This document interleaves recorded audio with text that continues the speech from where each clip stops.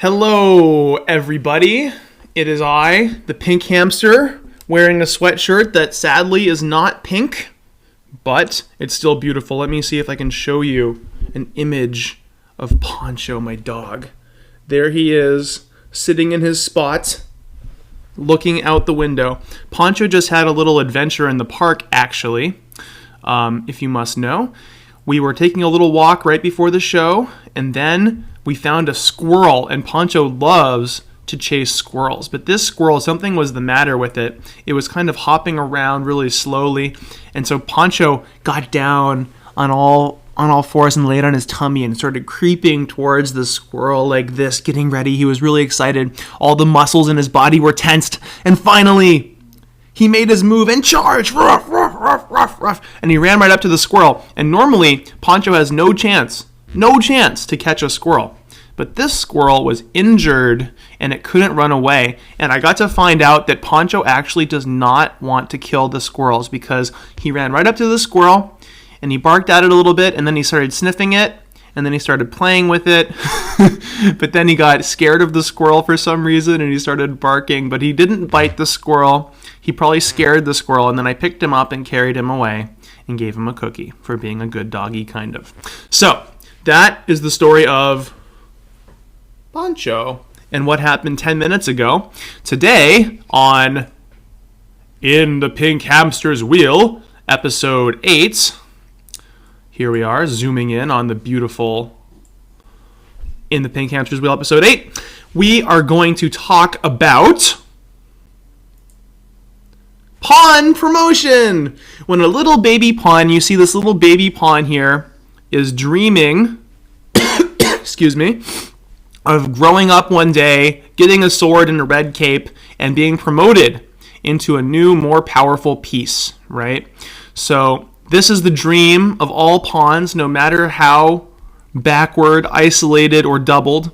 They all want to someday go across the board and be promoted. And so today, we're going to do a little bit of puzzle pondering. See, here's a position. Here's a funny picture from Star Trek. You guys might be too young to know what Star Trek is, but when I was a kid, we had Star Trek. This is from the original Star Trek show, and this is Spock here with the guy with the pointy ears playing 3D chess. That's chess on multiple levels. See, there's different levels of the chessboard, and he's pondering some kind of strange position. But for the puzzles I want to ask you guys about today, let me switch over to here, live chess. And this is a promotion puzzle. Let's go like this. Let me just get my screen to be the right size so you guys can all see. How about that? That's probably about right.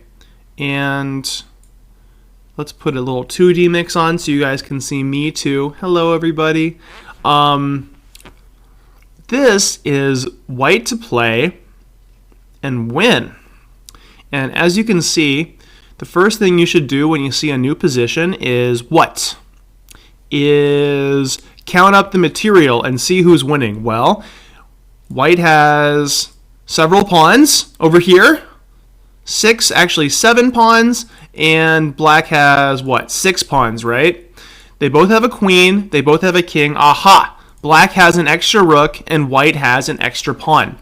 So, if we wanted to kind of even out the material, we could just play pawn takes rook and make a queen, check, and he would take our queen, and then it would be an even endgame king and queen and 6 pawns versus king and queen and 6 pawns. Whoops, I made my pawn disappear. All right, here's my pawn.